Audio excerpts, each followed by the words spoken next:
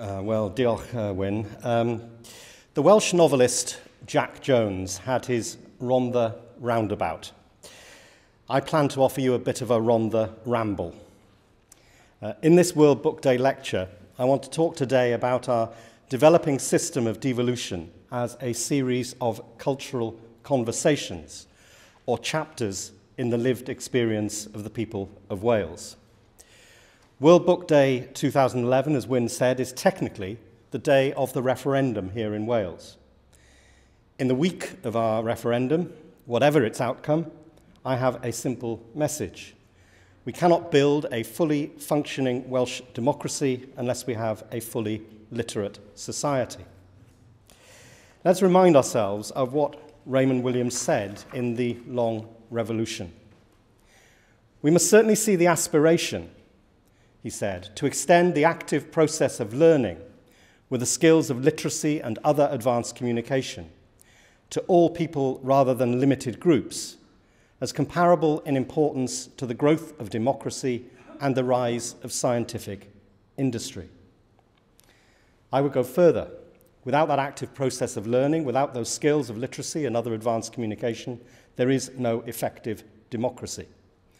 I've talked before of our mission being about the democratization of education. So it is. The cultural conversations which underpin our young democracy depend upon it. Raymond Williams, of course, began his career in the adult education movement. One of the great strengths of Welsh education has been that adult education movement. In Wales, adult education has a strong tradition of enabling people to find their way back into the system. In their influential book, The Spirit Level, Why More Equal Societies Almost Always Do Better, Richard Wilkinson and Kate Pickett make a compelling case for the contribution that education can make to a more egalitarian society. Their international evidence shows that people with more education earn more, are more satisfied with their work and leisure time, are less likely to be unemployed, more likely to be healthy, less likely to be criminals, more likely to volunteer their time and vote in elections. So for us in Wales, the message seems clear.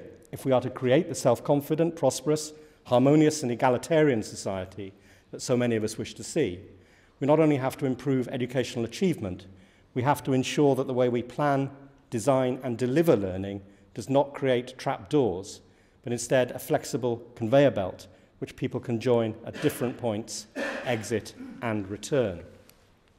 So we have that distinctly Welsh tradition of which we must all be proud of adult learning, with institutions which have held a unique historical place in the opening up and emergence of Wales in the last century. The WEA, the institutes, the Plebs League, the involvement of trades unions in learning, all of them looking to the potential for the ordinary person to engage in and thrive through learning.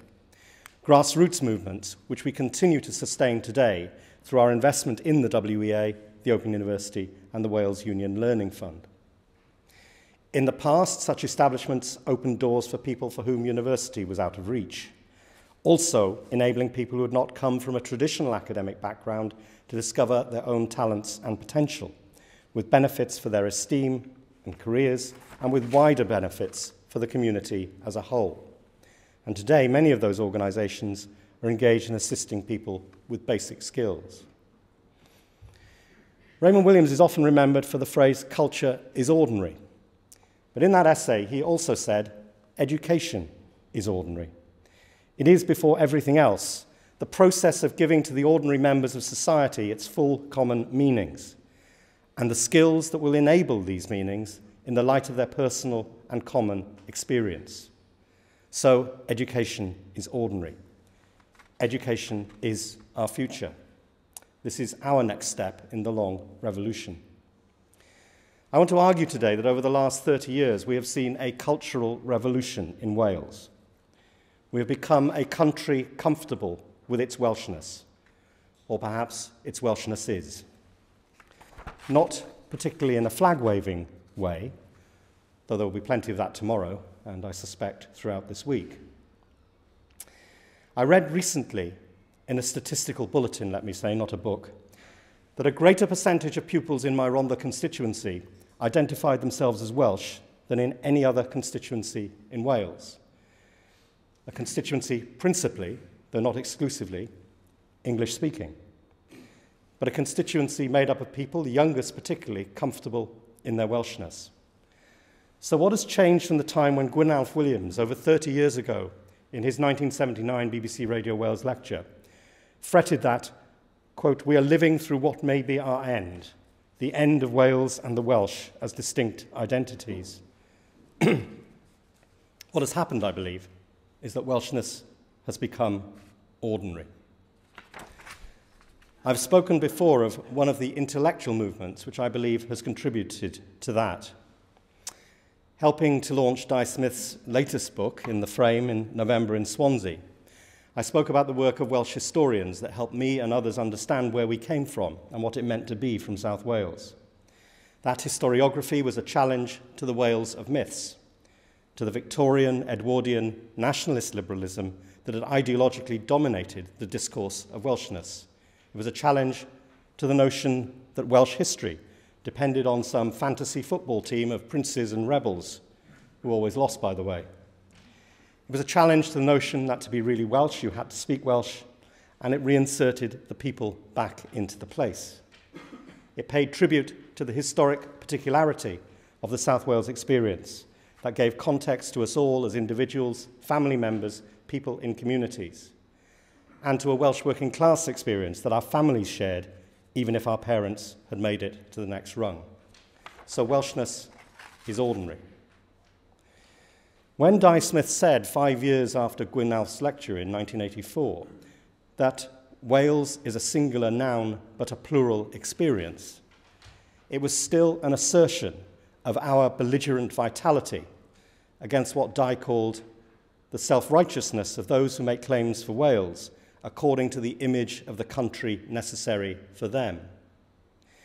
When a different writer, Charlotte Williams, wrote in 2002 of her desire for a future Wales, where the search for one voice gives way to a chorus of voices that make up what it is to be Welsh, perhaps it was already changing.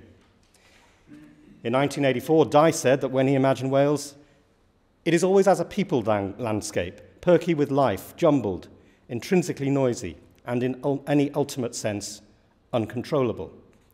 In 2002, Charlotte Williams said, "I know why it is that I like Wales. I like it because it is fragmented, because there is a loud, bawling row raging, because its inner pain is coming to terms with its differences and divisions, because it realizes it can't hold to the myth of sameness, past or present." So the development of our democratic devolution over the past 30 years has been reflected in our cultural conversations. But if we are to ensure that these cultural conversations are open to all our people, then we have to ensure that all our people have the tools to interpret them. We have made progress in many areas. Examination results over the years at GCSE level and A level have shown an encouraging rise in standards. Far fewer young people leave school without a qualification. The number of adults with level 2 or level 3 qualifications is increasing.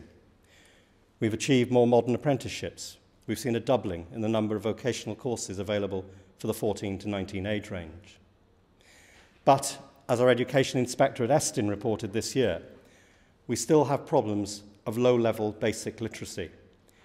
With too many pupils entering Key Stage 3 with reading ages below their chronological age, pupils not developing their writing skills well enough at any key stage, boys making slower progress than girls, few more able learners reaching higher levels of literacy, and too many adults with low levels of basic literacy. As Estin says, poor basic literacy skills affect achievement not only in Welsh and English, but in most other subjects, and have a negative effect on learners' lives in the long term. We have to get literacy right if we are to develop a fully functioning democracy. That is why 4 weeks ago I announced that as part of our National Literacy Plan, we are introducing a national reading test which will be consistent across Wales and will be designed to ensure that far fewer pupils are falling behind their designated reading age. The plan will also include a focus on 7 to 11-year-olds and catch-up reading programs, as well as stretching pupils of the highest abilities. Today, for World Book Day, I want to pay tribute to those who are working at the grassroots to make literacy meaningful. I will start in the Rhondda with Rob Jones and Only Boys Allowed.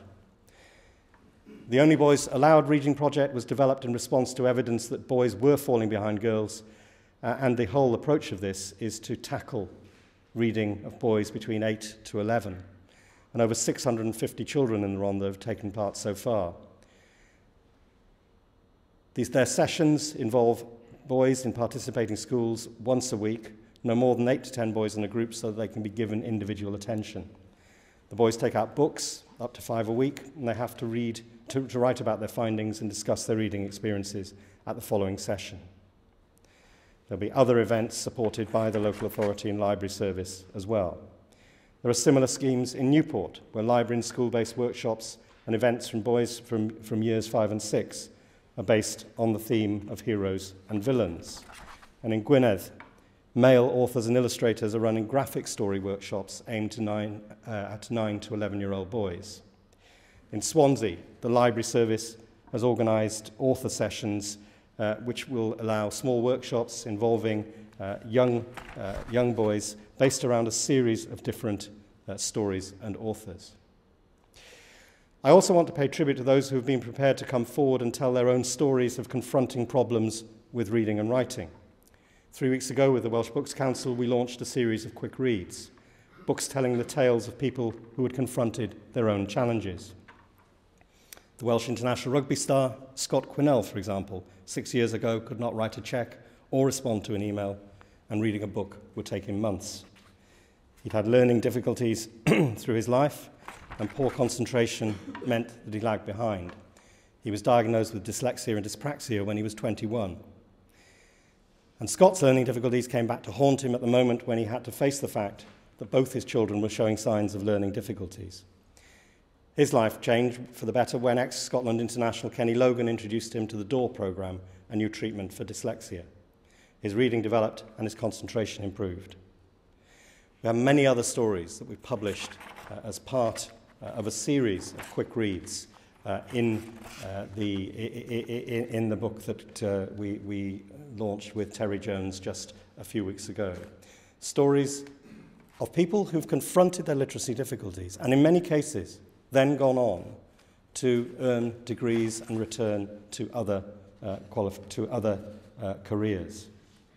One of those, for example, is Joe Monks, who started work in Allied Steel and Wire. And by the time Allied Steel and Wire shut down, he had worked his way up to team leader and had 20 men working on his shift. But he couldn't write. He copied other people's work and encouraged his team often to complete the shift paperwork. And when the works closed down, he had to confront his own challenges. He was sent for a dyslexia assessment, and a learning program was mapped out for him.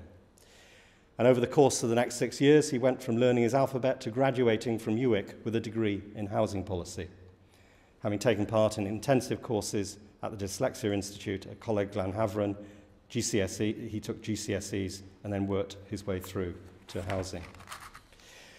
So we've published a series of these stories, inspiring stories of people taking action to address their own situation. All of them now part of our cultural conversations. In fact, all of them the subject of cultural conversations. I want to pay tribute as well to the work that's been done by our libraries in Wales. We had nearly 14 million visits to Welsh libraries in 2008-9, an increase of almost 4% on the previous year. That compares with a year-on-year decrease in England of 1.4%, a decrease of 4% in Northern Ireland, and a marginal increase in Scotland.